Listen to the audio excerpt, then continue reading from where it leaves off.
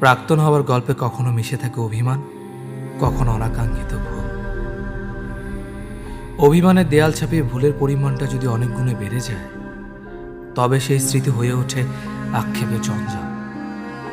বহু বছর পর যদি স্মৃতিগুলো এক টুকরো বাস্তবতা হয়ে দেখা দেয়, চোখে চোখ রেখে কথা বলাও দুষ্কর হয়ে ওঠে। নিঃশব্দ চোখের জলটাও ভাষা হারায় প্রিয় মানুষটির কাছে।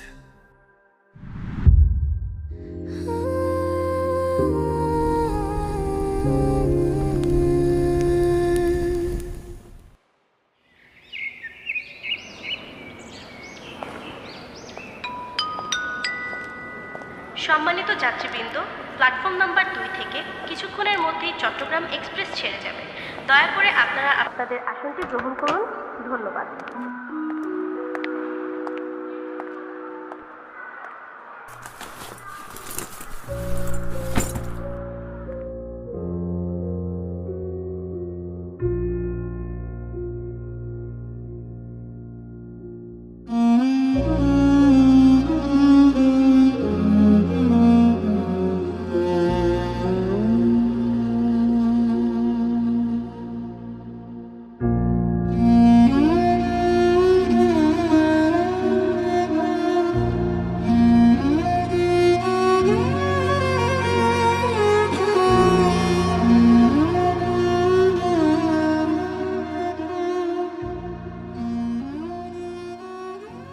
কিছু জিনিস আমরা না চাইতে অনাকাঙ্ক্ষিতভাবে আমাদের সামনে চলে আসে।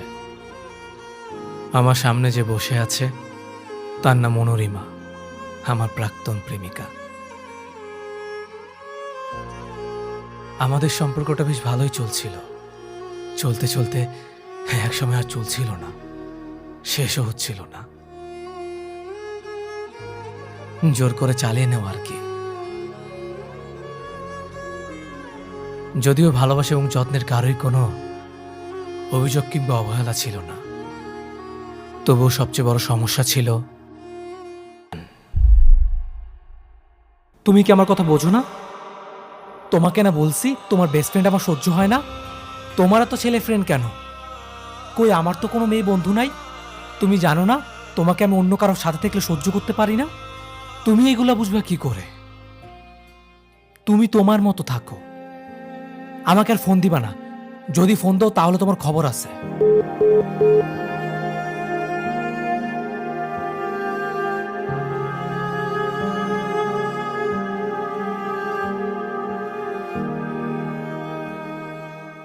সম্পর্কের শুরুতে যেসব ইনম্যাচুর অ্যাটিটিউডের ভেতর ফ্যান্টাসি কাজ করে,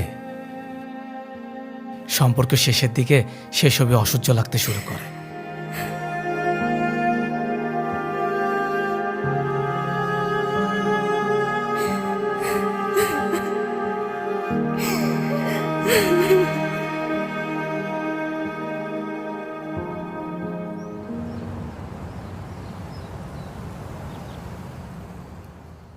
দোস্ত, তুই কি ফোনই টিপবি?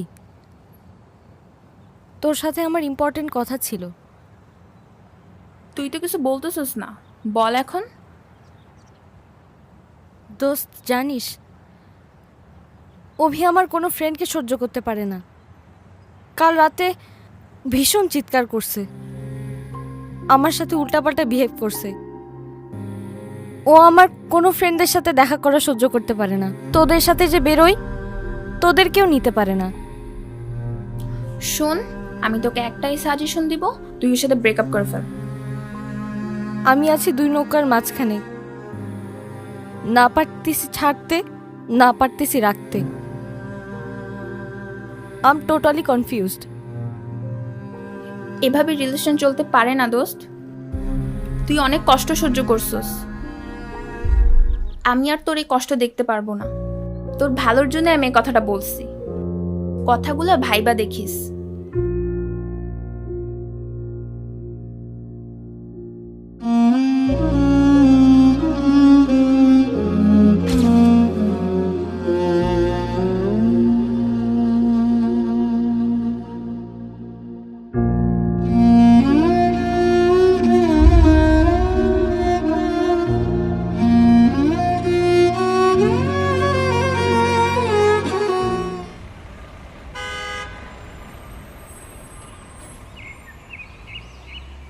সম্পর্কটা বোধহয় এভাবে আর বেশি দূর টিকিয়ে নিয়ে যাওয়া সম্ভব না। কেন, আমার সাথে থাকতে কি আর ভালো লাগছে না? সারা জীবন থাকবার জন্যই তো এসেছিলাম, থাকতে পারছি না, দম বন্ধ হয়ে আসছে। হঠাৎ এত তোমার দম বন্ধ কেন লাগছে?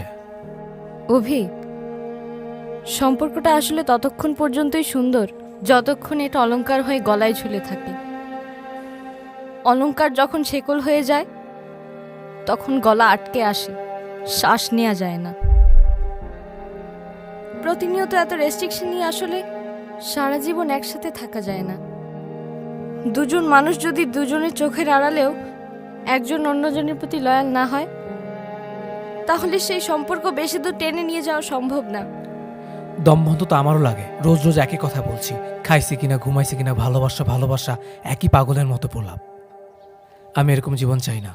আমার স্বাধীনতা প্রয়োজন। যে স্বাধীনতা কারো কাছে রোজ রোজ আপডেট দেওয়ার দায়বদ্ধতা থাকবে না। আমি আমার মতো করে বাঁচব। খেতে ইচ্ছিল খাবো, ঘুমাতে ইচ্ছিল ঘুমাবো। কাউকে জানিয়ে আমি কিছু করতে চাই না। প্রেম মানে যে স্বাধীনতা নষ্ট হওয়া, এটা যদি বুঝতাম তাহলে তোমার সাথে কখনো প্রেমে জড়াতাম না। তোমার কাছ থেকে চলে যাওয়াটা আমাকে ভীষণ কষ্ট দিচ্ছে, কিন্তু তোমার কাছে রয়ে যাওয়াটা আমাকে প্রতিনিয়ত কষ্ট দেয়। তাহলে কি করতে চাও বলো? কিছুই করতে চাচ্ছি না, রেস্ট্রিকশন থেকে বেরিয়ে আসতে চাচ্ছি। সম্পর্কে ট্রাস্টের চেয়ে গুরুত্বপূর্ণ হলো লয়ালিটি, মানে বিশ্বস্ততা। তুমি তো আমাকে বিশ্বস্তই ভাবো না। আমি শুধু জানি আমি তোমাকে কখনো ঠকাই না, সেটা চোখের সামনে হোক কিংবা আড়ালে। তাহলে চলে গেলেই তো পারো। হ্যাঁ, চলে যাওয়ার জন্যই তো এসেছি। নিজের খেয়াল রেখো। আমাকে নিয়ে আর ভাবতে হবে না তোমার। আমি বোধহয় সারা জীবন তোমাকে নিয়েই ভেবে যাব। যাও। যে যারে যায় তারে কেন পায় না, আজ মন কেন ভালো হয় না। সব ছেড়ে তুমি আছো সুখে, কেমন আছো প্রিয়, ভালো কি আছো, আমায় মনে করে কেমন করো।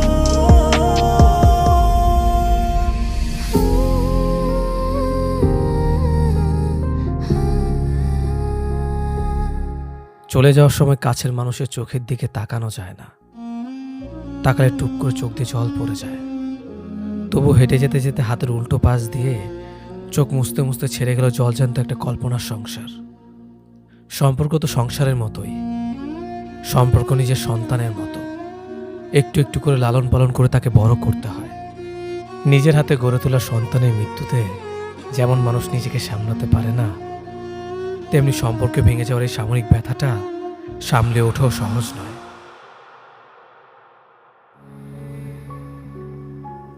সম্পর্কটা শেষবারের মতো শেষ হলো। আমি নিজের মতো করে স্বাধীনতা উপভোগ করতে শুরু করলাম। মন চাইলে যেখানে সেখানে যাওয়া যায়, মন যা চায় তাই করে। রাত করে ঘরে ফেরা যায়, কোথাও কোনো রেস্ট্রিকশন নেই। কাউকে সারাদিনের কাজের বিস্তারিত জানানোর দায়বদ্ধতা নেই। বেশ দিব্যি দিন কেটে যাচ্ছে। তবে কিছুদিন যাওয়ার পর অনুরিমাকে খুব মিস করতে শুরু করলাম। খাবার টেবিলে খেতে বসলেই মনে হয় কোথাও কেউ নেই খাবার কথা জিজ্ঞেস করার মতো। ঘুমাতে গেলে ফোনের উপর হাত রেখে মনে হয় কারো কোনো কল আসবে না আর। সেদিন প্রথমবারের মতো টের পেলাম অতিরিক্ত যত্নে যেমন মানুষ বিরক্ত হয়, মানুষ তেমনি যত্নহীনতায়ও বাঁচতে পারে না। সম্পর্কে রেস্ট্রিকশন ব্যাপারটা না চাইলেও চলে আসে। ভালোবাসার মানুষকে নিয়ে সবাই একটু ইনসিকিউর ফিল করে, এটাই স্বাভাবিক। এই ভয়টা যার যত বেশি, তার প্রেমের গভীরতা ততটাই স্ট্রং। কি দরকার অভির স্বাধীনতায় আবার একটা দেয়াল তৈরি করার? থাকুক না সবচেয়ে প্রিয় মানুষটা তার নিজের মতন করে।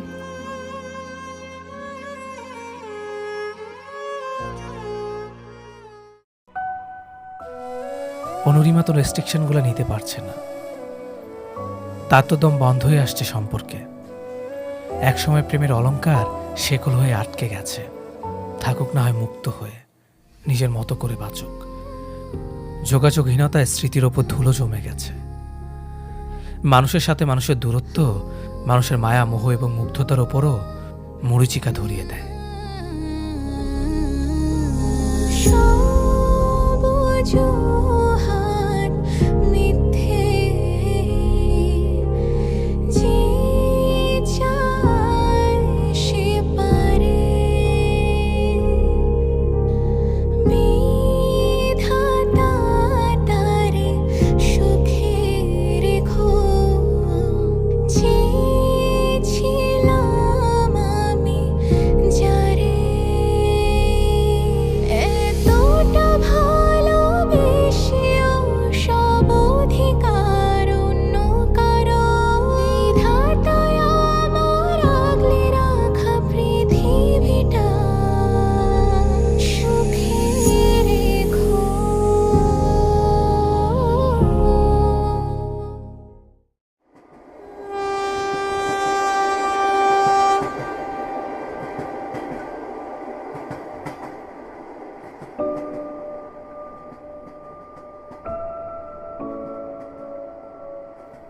কোথায় যাচ্ছ? বিজনেস ট্যুরে চট্টগ্রাম। তুমি? ট্রেন তো সেখানেই যাচ্ছে, ফ্যামিলি ট্যুর। শাহেদার রূপরেখা চট্টগ্রামেই আছে। আমি অফিসিয়াল কাজে একদিন লেট করে ফেলেছি। বিয়েটা কবে করলে? 4 বছর হলো। আমার কথা বাদ দাও, তোমার ফ্যামিলির কথা বলো। সমুদ্র আমার ছেলে, 2 বছর বয়স। আর শ্রাবণী আপাতত হাউস ওয়াইফ হিসেবে আছে, জব টপ কিছু করছে না। সংসার জীবন কেমন কাটছে? স্বাধীনতা ব্যাপারটা আছে এখনো? মানুষের জীবনে স্বাধীনতা বলতে কিছু থাকে না, এটা পরাধীনতাও নয়, এটাকে আসলে যত্ন বলা যায়। একটু যত্নকে পরাধীনতা ভাবলে সম্পর্কটাকে বেশি দূর টেনে নেওয়া যায় না। এত দিন পর বুঝতে পেরেছো? হ্যাঁ, খুবই। তোমার সংসার কেমন চলছে? বেশ। আমাদের স্মৃতি কখনো দেয়াল তুলে দেয় না? না, সংসারটাকে ভালো না বাসলে মানুষ আসলে কারাগারে থাকা আসামির মতো জীবন কাটাবে। সংসারটাকে ভালোবাসতে হয়। ভালোবাসার পরে আবার নতুন করে ভালোবাসা যায় কাউকে? যায় তো, আমি তো বাসছি। মানুষ মূলত অভ্যাসকে ভালোবাসে, সংসারকে ভালোবাসে। একই সঙ্গে পাশাপাশি বালিশে ঘুমাতে ঘুমাতে, পাশের চেয়ারে বসে খাবার খেতে খেতে সারাদিন একই মানুষকে দেখতে দেখতে অভ্যস্ত হয়ে যায়। এই অভ্যাস থেকে মানুষের মায়া বাড়ে। আর পৃথিবীর সমস্ত মায়াই একটা মানুষকে আটকে রাখার জন্য যথেষ্ট। আমি যতটা মানুষটাকে ভালোবাসি তার থেকে বেশি ভালোবাসি আমার ঘরের দেয়াল, আমার রূপরেখার মুখ, ঘরের আসবাবপত্র, ঘরের বারান্দা, বারান্দায় লাগানো গোলাপ গাছকে। মানুষ শুধু একটা মানুষকে ভালোবেসে সংসার করতে পারে না, সংসার করতে হয় সমস্ত কিছুকে ভালোবেসে। খুবই ম্যাচুর হয়ে গেছো। হয়ে যেতে হয়। সময় মানুষকে পুরাতন স্মৃতির ট্রমা থেকে একটা সময় বের করেই আনে, নতুন করে বাঁচতে শেখায়। সংসারে পুরাতন কিছুকে জায়গা করে দিলে সেখানে নতুন জীবন শুরু করা যায় না। এখন আর সেখানে রেস্ট্রিকশন নেই? আছে তো। সম্পর্কে রেস্ট্রিকশনটা মূলত বিপরীত মানুষের ইনসিকিউরিটির বহিঃপ্রকাশ। এতটুকু হারানোর ভয় না থাকলে ভালোবাসা প্রশ্নের মুখে দাঁড়িয়ে যায়। সংসারটা আসলে অ্যাডজাস্টমেন্ট আর অ্যাপ্রিসিয়েশনে হয়। একটা মানুষের সাথে রয়ে যাওয়া সহজ না একদমই। এটা সহজ হয় যখন এটাতে অ্যাডজাস্টমেন্ট আর অ্যাপ্রিসিয়েশন করার মন মানসিকতা দুজনের মধ্যে তৈরি হয়। ভালোবাসো শাহেদকে? সংসারটাকে ভালোবাসি। শাহেদ আমার সংসারের বাইরের কেউ তো না। বেশিরভাগ মানুষের জীবনেই পুরাতন একটা আবেগের জায়গা থাকে, কাউকে প্রবলভাবে ভালোবাসার গল্প থাকে। তারা সবাই একটা সময় নিজের সংসারটাকে ভালোবেসে ফেলতে হয়। দুঃখ কষ্ট গিলে ফেলতে না পারলে সংসার করা যায় না। তা শ্রাবণীর কথা বলো, খুব লক্ষ্মী না মেয়েটা? হ্যাঁ, খুব আদরের। যত্ন করে সংসারটাকে ধরে রেখেছে। ঘর গোছাচ্ছে, রান্না করছে, খাবার টেবিলে আমার জন্য খাবার নিয়ে বসে থাকে। খুব ভালোবাসে না তোমাকে? বোধহয় সংসারটাকে ভালোবাসে। আমার বিয়ের দিন মনে হচ্ছিল তুমি আসবে। তোমার শুনতে হয়তো আজব লাগবে, যখন আমি বউ সেজে বসেছিলাম আমার মনে হচ্ছিল তুমি আশেপাশেই আছো।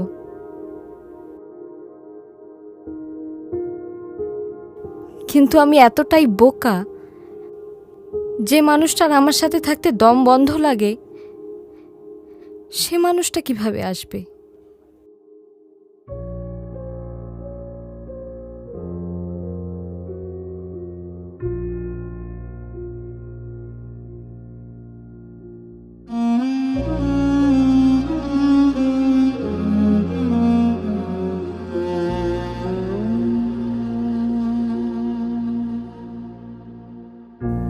আমরা নিজের ভালোবাসার মানুষটাকে পাওয়ার জন্য সব কিছু করতে পারি। যে মানুষটাকে পেতে আমার এত কষ্ট হয়েছিল, সে মানুষটাকে হারানোর জন্য ছোট্ট একটি কারণই যথেষ্ট ছিল।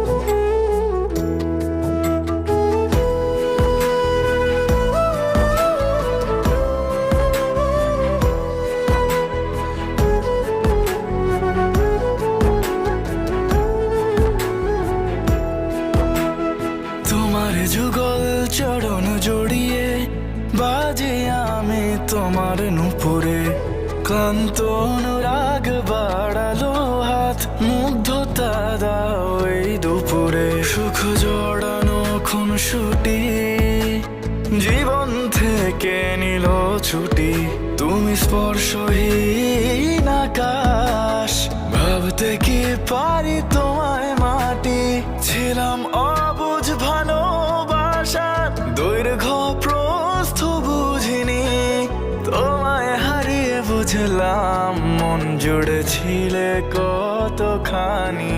জীবন রে আমি পূর্ণতার মাঝে পাইরে শূন্যতা, ছিল না তো একে অপরকে ছেড়ে থাকার কথা।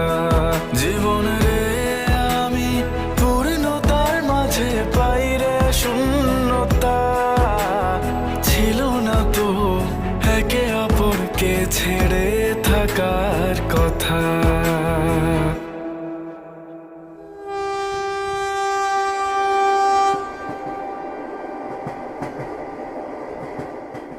তোমাকে শাড়িতে অনেক সুন্দর লাগছে।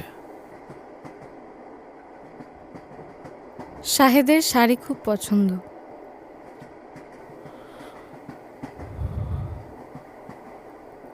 এর আগে শেষবারের মতো শাড়ি পরে দেখেছিলাম তোমার বিয়েতে। তুমি লাল রঙের একটা শাড়ি পরেছিলে।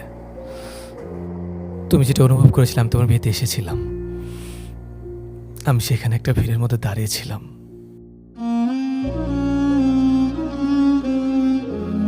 কিন্তু কবুল পর্যন্ত আমি সেখানে নিজেকে আটকে রাখতে পারিনি, পালিয়ে চলে এসেছিলাম।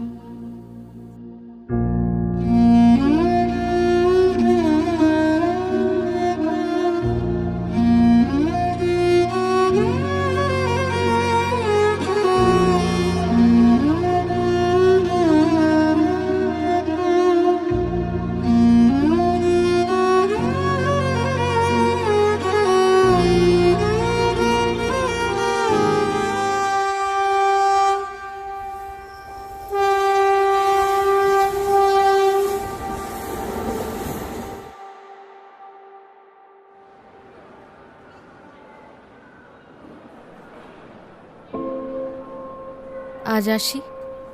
আটকানোর ক্ষমতা তো আমার নেই। আবার হয়তো কখনো দেখা হয়ে যাবে এই গোলকধাতার পৃথিবীর কোনো এক অচেনা গলিতে। ভালো থেকো, নিজের যত্ন নিও। তুমিও নিজের যত্ন নিও। পারলে সিগারেটটা ছেড়ে দিও। মানুষকে কখনো কখনো অন্যের জন্যও বাঁচতে হয়।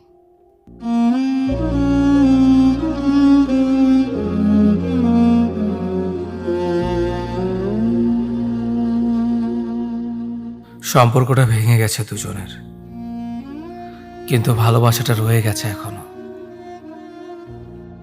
আমার এই জন্মে আমি তোমাকে পেলাম না আমার করে। যদি কখনো তোমাকে চাইবার সুযোগ আসে, আমি আমার সৃষ্টিকর্তার কাছে তোমাকেই চাইব।